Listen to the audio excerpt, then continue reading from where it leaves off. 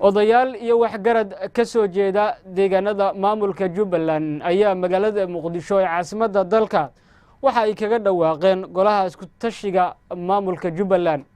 warbixintan Maxamed Ibrahim Bulbul ayaa Muqdisho ka soo diray.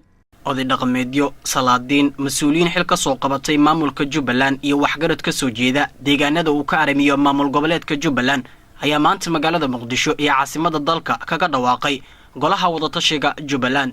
golaha maanta looga dhawaaqay Muqdisho ayaa waxa hadallo ka jeediyay salaadiin iyo oday dhaqameedyo ka kala socday beelaha dega maamulka Jubbaland iyagoona soo dhaweyn balaaran u muujiyay golaha wada tashiga Jubbaland isla markaana sheegay in loo baahan yahay in isbedel lagu sameeyo maamulka Jubbaland.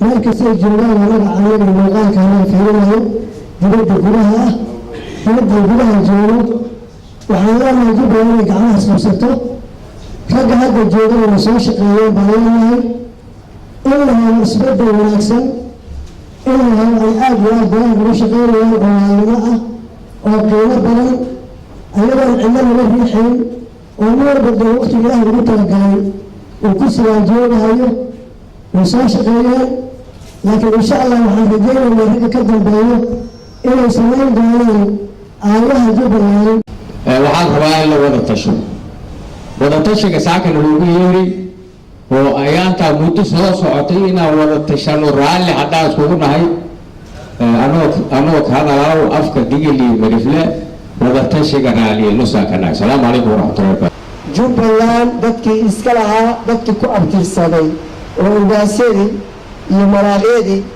iyo suldaanadii ahaa meesha ku wada joognaa waxaan soo dhaweynaynaa golaha wada tashiga Jubbaland insha Allah waxaan rabnaa waqtiga uu soo aadan sidaas ugaaskii hore u sheegay wixii wax kala tabanaya hoosane in dib u heshiisiin loo furo. ugu dambeynna waxaa madasha ka hadlay gudoomiyaha golaha wada tashiga Jubbaland ugaas Maxamed Weli Sheekh Axmed Nuur waxa uu saxaafadda u akhriyay bayaan ay soo saareen golaha isla markaana waxa uu sharaxaad ka bixiyay ujeedka loo sameeyay golaha isagoona inta ku daray in maamulka Jubbaland uu bilowgii hore ku talaabsaday horumar la taaban karo balse uu hadda maamulka ka weecday wadadii saxda ahayd. waxaan ugu baaqaynaa maamulka Jubbaland arrimahan soo socda si loo helo xal waara oo ay Jubbaland gaarto. goluhu wuxuu uga digayaa madaxweynaha iyo baarlamaanka Jubbaland in aysan kororsan waqtiga ay joogayaan xafiiska taasoo keeni karta qalalaaso siyaasadeed oo soo wajahda Jubbaland. goluhu wuxuu ugu baaqayaa maamulka Jubbaland inuu joojiyo ku takrifalka awoodeed ee uu cadaystay in uu ka talaabsado sharciga u degsan Jubbaland. goluhu wuxuu ugu baaqayaa maamulka Axmed Madoobe inuu joojiyo xaalufinta dhirta jaridda iyo dhoofinta dhuxusha ee ka socota deegaanada Jubbaland. goluhu wuxuu si buuxda u taageerayaa go'aanadii ka soo baxay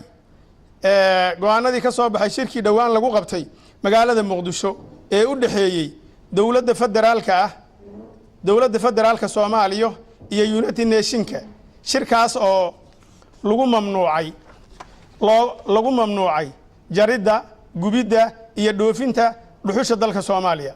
goluhu wuxuu ugu baaqayaa shacabka Jubbaland inay ka fogaadaan wax kasta oo keeni kara nabadgelyo la'aan iyo xasilooni darro. goluhu wuxuu ugu baaqayaa dawladda federaalka Soomaaliya inaysan ku degdegin taageeridda hal musharax ayagoon soo dhammaystirmin musharaxiinta u taagan xilka qabashada madaxweynaha Jubbaland. Maxamed Ibrahim Bulbul raadiyaha iyo telefishinka SBC Muqdisho.